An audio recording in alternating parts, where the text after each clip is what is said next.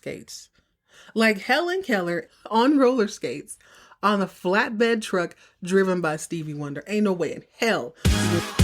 Ladies and gentlemen, boys and girls, welcome back to Soap Fiends, the official gathering place for newbies, novices, and OG diehard fans of the golden age of primetime. I'm your host, Jett, reviewing the soapiest, suziest primetime storyline of 1980. So whether you're new to this or true to this, sit back and enjoy. Tell the kids to play outside or outside. Tell Dave no questions, suggestions, or concerns for the next 25 to 35 minutes. Everyone else in earshot, clear, quiet, or kicked out of your only options because we have got to drone through this middle of the season episode of Dynasty. Ladies and gentlemen, boys and girls, this is Soap Fiends.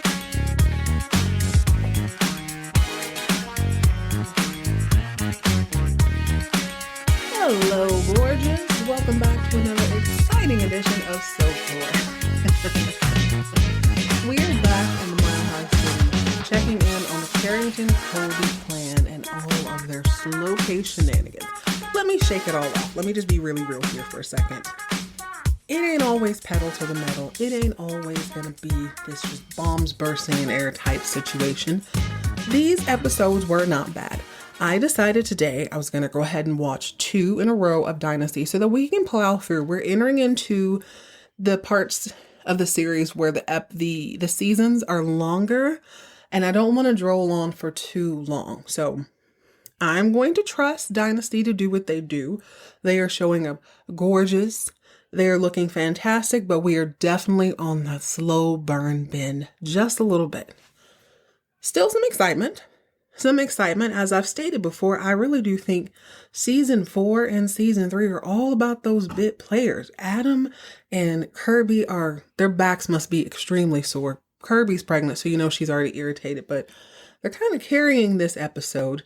Alexis is revving up. She gives us a few jewels of inspiration and advice. And for the first time on Soap Lore, probably like the third time, there is a color of the episode. We're going to turn into Sesame Street today. So go ahead and pour yourself up something bubbly and bright. I'm going to see how fast I can get through this. Let's dive into season 4, episode 13 of Dynasty-The Ring. Go. Oh my gosh, I just weirded myself out a little bit with that creepy laugh. The Ring, you remember that movie? I was thinking Ring of Fire, The Lord of the Rings, but then I remember the movie The Ring. Ugh. Horror is not my genre. I know I wax poetic about Scream. That's a whole different beast. Oh my God, I love that movie. But I went home after I watched Scream and had very pleasant dreams about Billy Loomis's murder and arse. But when I saw The Ring, I'm not even sure I've actually sat all the way through it, I didn't like it. I didn't have time for that. And I do believe I still owned a VHS at that time. So yeah, wasn't that weird transition where people had the DVD players with the VHS on it? So hard to find now.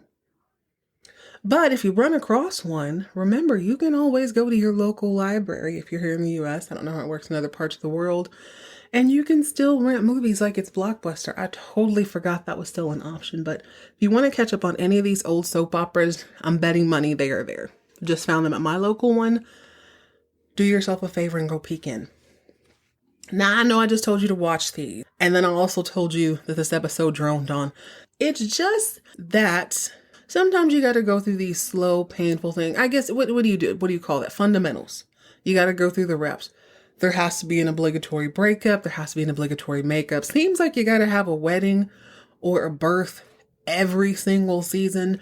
And Dynasty is just doing their due diligence. They've already had a shotgun wedding, I believe. Was it the beginning of this season? Or the end of last season? There's 2-3 babies on the way. You know what I mean? It's too much. So they're going to get back to this love story, and y'all know how I feel about Blake and Krystal, but let me do my job here.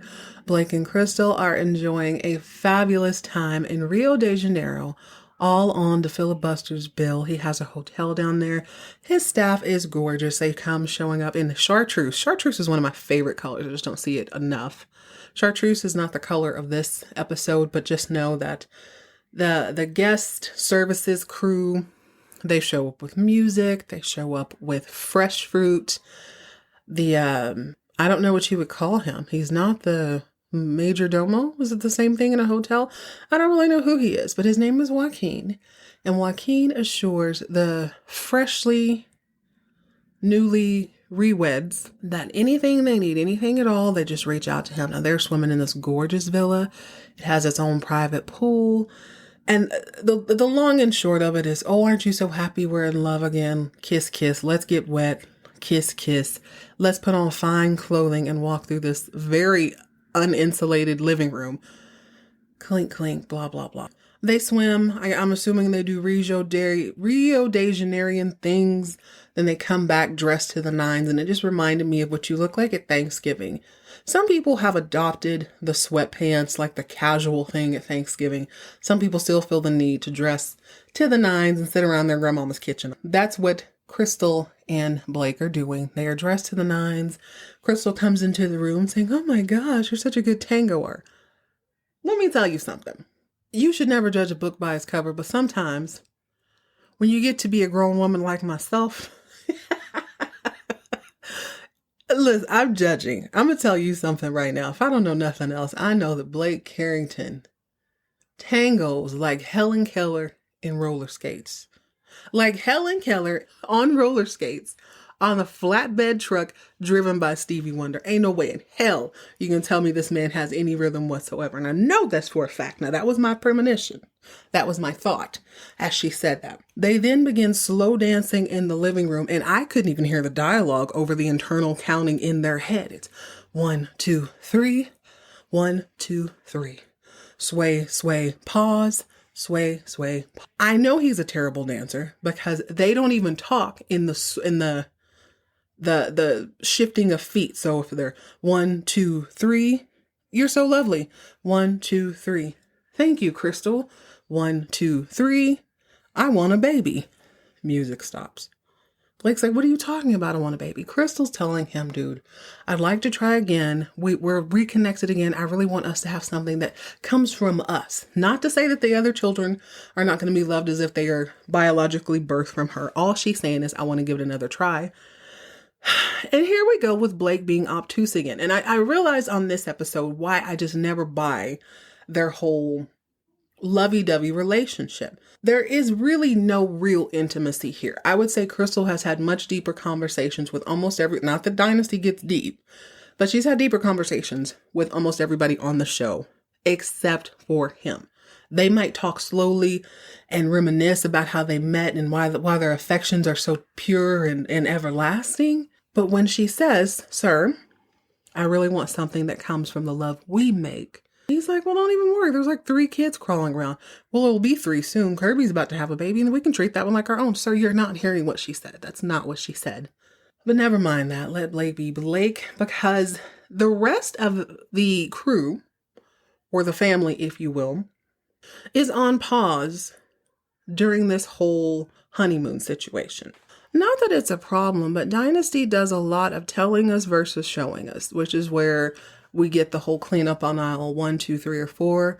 I haven't really noticed any cleanup on aisle 4s this season, maybe 1 or 2, but they're often telling you what's going on versus showing you what's going on. So back at the house, Kirby and Jeff are still trying to figure out when's a good time to announce to the house that they're going to get a divorce.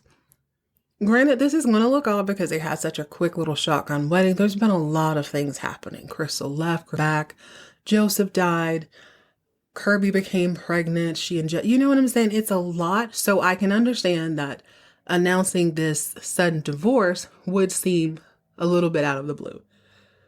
But it would also kind of track with the rest of their actions. Kirby is also increasingly irritated because she's suffering from some sort of discomfort. She's not really saying what it is. She's just sort of sweating through it. And nobody in the home is perceptive enough to notice that she's kind of struggling. So she's sitting at breakfast trying to be cute. She's kind of pissed off, as any pregnant woman would be. She's like, Jeff, did you talk to Andrew about our divorce? He goes, no, I didn't talk to him about the divorce. We're at a wedding. You can't talk about divorce at a wedding. Please have Jett, I'm not even going to get into that right now. She goes, well, get on it. I'm ready to get this done. I don't understand the attitude he has towards her. I just don't. But he assures her that it's going to happen. However, this is where Dynasty does another one of those, I'm going to tell you versus show you. everything, and I do mean everything, all storylines are on hold until Blake and Krystal come back from this honeymoon. How long are they gone? They're gone for 2 weeks. I get that they are the quote-unquote center of the story. However, it's very clear to anyone watching, by this point, the real stars of the show are those hyphenated ladies. You know what I'm saying? It's Claudia is making a little bit more of a storm. I'm going to include Fallon for the sake of this episode. Fine. She's making a little noise, but Kirby is carrying this. Come on now. One more thing about Jeffrey. There's only so much crap you can take from a man wearing penny loafers and a sweater set. I need him to tone down some of that attitude and do the job she asked you to do. Call Andrew. Let's get this thing sliced and diced. He's suddenly wanting to drag his feet a little bit. Their relationship too. We already knew this was kind of a just, it's one-sided. But the kid is giving me whiplash. Meanwhile, in Alexis's fantastic world and in her penthouse, it has come to my attention that this season Mark is a little bit of a dud. He is a useless stud with an incredible mustache. He has that going for him, but not much else. I suppose it's because nobody seems to be threatening Alexis at the moment. Not really, at least. So Mark is doing nothing, being tall and dark and handsome with a mustache and just kind of staring into space when Dexter comes through. Now, Dex is still on one. He's still upset that he thinks Alexis is about to fly down to Rio de Janeiro and interrupt the honeymoon of Krystal and Blake. It's not that he cares about their honeymoon. He just don't want his quote-unquote woman running all over the globe chasing her ex. That didn't sit well with him. His turquoise love and spirit. Dexter comes bursting into the apartment and he demands to know where Alexis is. He and Mark get into a little scuffle. And it is very interestingly choreographed. Do you ever see that movie Center Stage? It came out like late 90s, early 2001-ish. I think that guy's name is Peter Gallagher with the eyebrows, the real dark eyebrows, light eyes. He's in it and Zoe Saldana is in it. And it's about these ballerinas at this school in New York. I love that movie. Acting is what it is. I'm not a ballerina expert. It seemed pretty authentic. I kind of questioned Zoe, but it looked good. Whoever edited the film did really well. It is, you have to watch it just to enjoy it. Sometimes you just got to sit back and let a movie be what it is. And at the end of this film, the whole thing is that there's this bright-eyed little girl from somewhere in the Midwest, typical, She shows up with these big dreams in New York, and she was a big fish in a little pond wherever she's from, and when she gets to New York, it's the real deal Holyfield. So by the end of the film, she's kind of fallen in love with a bad boy ballet, and he's convinced her that he's going to have his own production, blah, blah, blah. And they have this whole senior project that they have to do in front of everybody, and if they do well, they'll get picked to be in another ballet company. The final act, they're doing this whole song and dance, and she has this really awesome reveal. It's one of my favorite scenes ever in a movie. But the fighting in their particular section of the show reminds me of this fight on Dynasty. Kind of makes me believe that Dexter might be a ballet dancer or just a dancer of some sort. He has the most pristine posture. He is long and lean. His chest is kind of open as if he's ready for the Swan Lake girl. Told you I don't know ballet. As we're about trap music dancing, I know a little bit more about that. Alexis comes around the corner. She puts a stop to all this fighting. And he's like, I can't let you go down there and interfere with their honeymoon. How dare you? She goes, cool, get on the phone and you can cancel my plane for me. So he goes to cancel the plane, but it's already been canceled. And she says, Dexter, I need you to know something, baby. I make and I cancel my own reservations. I run my life, okay? I run things don't run me. Dexter, don't run me. Beautiful lesson. You can tell he's a little bit turned on by the fact that she's like, ooh, I'm a grown woman. I do what I want. He's like, man, she is a grown woman. So he decides he needs to take a little bit of time. He takes 2 weeks to meditate. He doesn't meditate in a spa because he's not a brokey. He flies halfway across the world and he takes some time in Egypt and he just breathes it in. And eventually when he comes back, he talks to Alexis and he says, you know what? I wanted to think about my life, my past, my present, and my future. Who's going to be in that with me? I want it to be you, baby. I want it to be all you. Now, it is worth mentioning that it is time to present the color of this episode. The color of this episode is cobalt blue. Alexis is wearing cobalt blue in many textures and sheens. She's got on these kind of lame boots. She's got the long pleated skirt. She's got the silk blouse with the silk stripe paneling. She's giving blue all day, every day. I am royal. I am regal. I am tranquil. I ain't worried about a thing, baby. So it's only right that a woman this confident is adorned with the finest emeralds money can buy. He adorned her with this gorgeous emerald necklace, as best I can tell. I'm still learning my diamonds. And she walks over. At first, she's giving him attitude like, what are you doing here? I ain't seen you in 2 weeks. That's real cute. I'm kind of bored. I have things to do. As soon as he pulls out that jewelry, she's like, oh, you have my undivided attention. She goes over to the mirror as he's telling her how fly and wonderful she is. She looks in it. And then she allows him to disrobe her. And I'm like, wow, okay.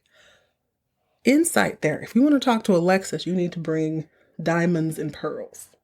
Not pearls, because pearls are semi-precious, right? She only does precious jewels. Another queen in cobalt this episode is Tracy. I'm not mad at the way Tracy is slowly turning up the fire. She's slowly showing her cards. Not all at once. She's building a solid, what do you call it? It's not really an alibi if you were doing everything in front of people, right? What would you call that? It is... I don't know what it is. It's good marketing. It's good masterminding, I suppose. So because Krystal and Blake are on their honeymoon, that leaves Tracy in charge. Tracy is not really answering to any of the other help, quote unquote. Krystal's secretary wants to know why she wants to have a meeting in Krystal's office. She's like, I'm representing the company. I'm going to have it in there. Period. Krystal said I'm in charge. Period. So she's wearing this bright cobalt blue outfit and she's feeling tranquil, calm, cool, and collected as well. And she saunters right into the super secret file room. The super secret file room has a key. So she simply unlocks it. She starts unlocking the super secret file cabinets when lawyer Andrew shows up. I'm like, hey, Andrew. It's like, hey, Jett, what the heck is Tracy doing in here? I really don't know, Andrew. Let's ask her. He says, Tracy, now why would you need to be going through the files? I didn't know that the PR team needs to go through files. She gives him that sort of, you silly goose look. She says, well, PR often handles very super secret things. So I'm just keeping myself abreast to the latest developments. It is what it is. And then she walks out. Answer to who? She barely answers to Krystal. And this is an interesting take because she is leaps and bounds more qualified than Krystal. Not to say that Krystal can't catch up at some point, but it is a little bit absurd to believe that Krystal is laying out these wonderful plans for marketing and for PR in a position she's absolutely never been in, a public position she's never been in. Tracy is simply taking up space. I think that's the best way to put it. She's not necessarily being sneaky. She's being very out in the open with it. She's not necessarily lying. She's just asking for stuff, and if you give it to her, cool. She did tell Krystal, I'm going to need the credit card and the keys to that room just in case something pops off because of my experience back in my day when I was doing this job before you in New York. Yeah, things would happen, and the last thing I want to do is track you down in Bermuda or wherever the heck you're going. And Crystal's like, yeah, I mean, you're right. You're right. What can she say? Whatever she's saying it in a bright cobalt blue outfit. She looks killer. So Krystal comes back from Rio de Janeiro. Time for a geography lesson, ladies and gentlemen. Rio de Janeiro is in South America. It is south of the equator. Unless you are in Antarctica, I can't think of many South American countries or any country that reside lower than the equator. Hell, Texas is above the equator, and I can't think of many times people are walking around in fur coats. But she comes back completely draped as if she came from the Swiss Alps in cobalt blue because she is tranquil, she is relaxed. She is Mrs.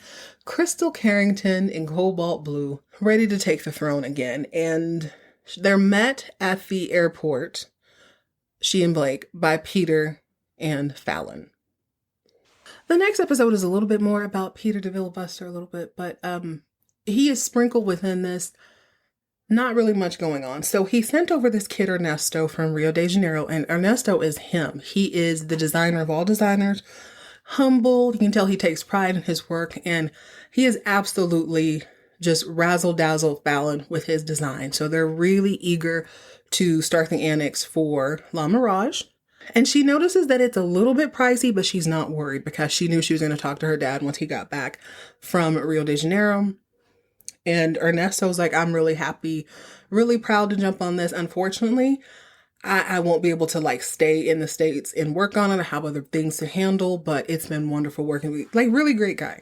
So you can imagine my surprise later in the episode where he comes, boom, boom, boom, boom. He's beating on the door at a hotel. He bursts in, and Peter's do dirt lawyer is there. His name escapes me at the moment. It's not important. Let's call him Eyebrows Lawyer.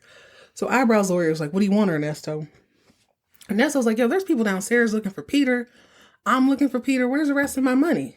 Eyebrows Lawyer is like, why don't you relax? Didn't you already get $1 million? He's like, I did, but my price is definitely $2 million. Double that, my guy. And where is Peter? I don't want to talk to you, Eyebrows. Where's Peter? Eyebrows is clearly hopped up on something. He's like, when Peter's not here, he gives me power to speak for him. You'll get the rest of your money. Ernesto looks very, he's a little bit worried. Like he knows, oh God, we already kind of word on the streets that he ain't really got it like that. He ain't really got the money. But Eyebrows assures him in the most coked out way that somebody just bought a horse, like the money's coming in. Go tell your people downstairs who are trying to break your legs, go tell them that we're, quote, about to strike oil. And Ernesto's looking like, oh, I mean, okay, well, I guess. What choice do I have? I'll go see what they say. Later on at the hotel, Adam stops by to chat with Fallon. Things are a little bit out of sequence, but it doesn't matter. Adam stops by the hotel, I think as Ernesto was leaving, and he says to Fallon, he's looking over the plans, and they have the most brother-sister conversation ever. And he's basically like, wow, are you really going to build this thing? She's like, yeah, because it's my hotel, Adam. What do you want? So Adam, being the big brother, is, well, Dad left me in charge of the real estate portion of the company, so it's up to me if you get to build. I'll tell Daddy. Oh, well. Then he's like, did you really count the cost of this, girl? This is outrageous. You really think Dad's going to say yes to all this riffraff? She's like, don't you talk to me about that. I'll talk to my dad myself. That's pretty much it. So it's good to know that although DeVillabuster is not really, Peter is not, he's sort of staying below the radar. He's kind of known for having flashy taste, but no one seems to know that he's in a little bit of trouble. He doesn't seem to be bothered by it. He's still not blinking. He's still having cocaine whenever he wants. And he keeps taking her on these flying lessons. Kirby wants the divorce to be over as soon as possible. Andrew finally gets around to bringing the papers to her, and she's starting to sweat a little bit more. She's becoming increasingly irritable. She reminds me of like when you have cramps and someone wants to explain something really dumb to you, like, oh yeah, we use pens to sign paperwork. Like, shut up. Just give me the paper so I can leave. That's how she's feeling. And Andrew's, are you really sure about this? Is this the right thing? She's like, Andrew, if you don't quit playing with me. And she gets a little dizzy. She starts holding her eye, covering one eye. Clearly, this is a pregnant woman who is sweating profusely all the time. She is walking around looking like Wednesday Adam had a maternity line I didn't know about. I kind of love it, kind of hate it, but she looks like the original Christina Ricci. Let me correct myself. I know the Addams Family is circa, late 50s, 60s? But I'm talking about the Addams Family movies with Raul Julia and Angelica Houston, and of course the incomparable Christina Ricci as Wednesday Adam. Love the new Wednesday, but I love me some Christina Ricci. But she's got that big bow on. She's wearing like this pleated gray and black maternity dress. It's cute, but she looks very depressed as a pregnant woman. Anyway, she starts wooing and woeing, and oh my God, I feel dizzy. I feel sick. Shut up, Andrew. I'm signing these papers and I'm out. By episode's end, Krystal is back, of course. She's in her bedroom. Krystal is in coral, this fabulous just gown, I guess, walking around the house gown. And one of the maids comes upstairs and she's like, oh my God, Miss Kirby, there's something wrong with her. Could you come and help Miss Kirby? So Krystal runs downstairs and Kirby's fingers are swollen. She can't get her wedding ring off. And it has caused such a hullabaloo that Krystal, being the lady of the house, I guess nobody's going to make any moves without her. Krystal says, hey, go get, what's his face, that hottie who works at the horse stalls.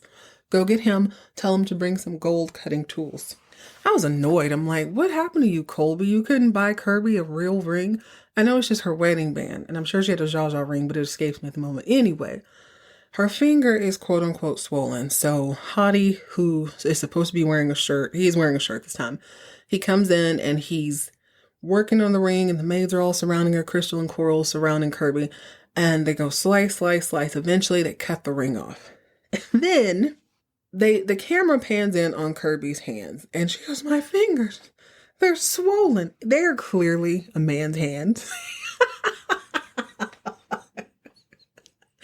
felt a little bit of a way because, you know, so if you've been getting your nails done for a long time and you take them off, you're just like, eeh, what are these? They're normal hands. They clearly got a middle-aged man and he's like, hey, if you're a little bit, we need someone chubbier, please. Put your hands out here. She goes, oh my God, my hands, my hands.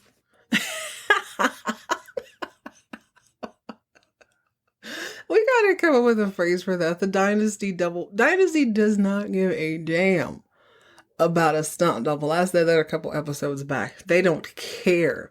I thought for sure they were gonna like have some weird sort of prosthetic done her finger. I was actually looking forward to that when the maid ran upstairs to tell Krystal about her finger. I was expecting some sort of grotesque, you know, silicone apparatus to make it look really good. Nah.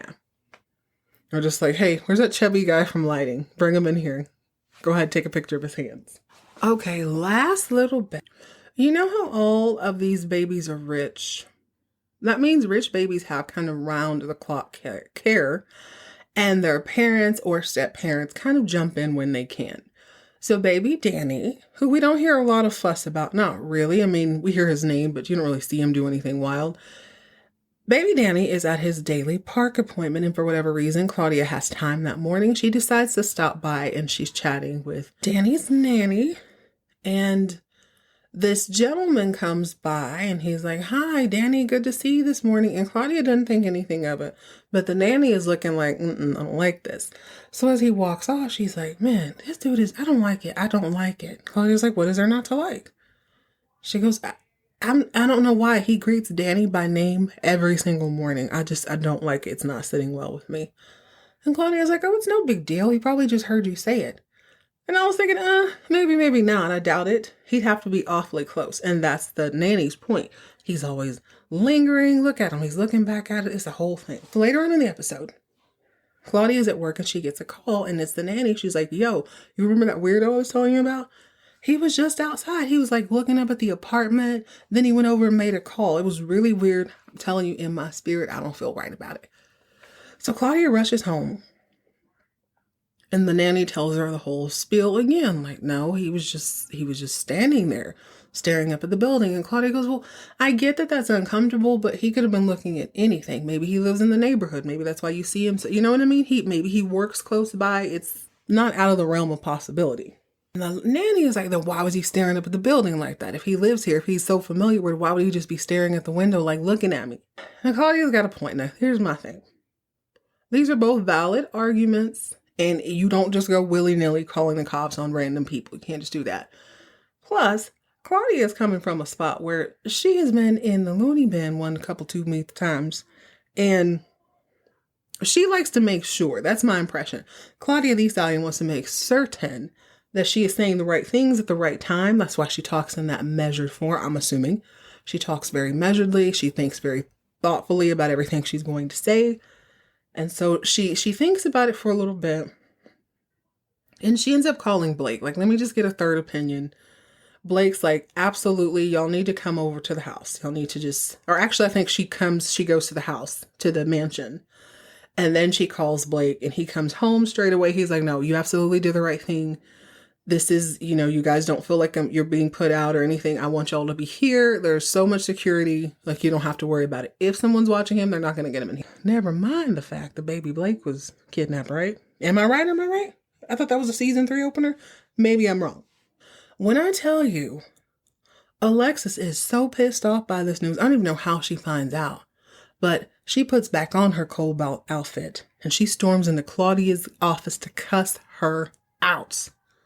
How dare you? How dare you take my grandbaby and put him over with that psycho Blake? Claudia's like, girl, you cannot be serious. Would you rather him get snatched up like Blake? And she's like, well, no, but I can't stand you. I don't know what she says, but she throws a fit. I was just so like impressed that every piece of her outfit matched, even though it was like a different texture. So that's pretty much it for that episode. It looks like we are stacking up a few stories. There's something going on with Peter Piper. They're mentioning Steven's birthday, but I mean, I don't really care. That's going to be such a small storyline. It has to be. But baby Danny is on notice. Somebody knows who he is. It's got to be Sammy Joe at this point. We haven't seen Sammy Joe in a minute. And Kirby, I mean, the clock is also ticking for her in this pregnancy. If she don't get on top of it, then I remembered she didn't really want the baby. So we'll see.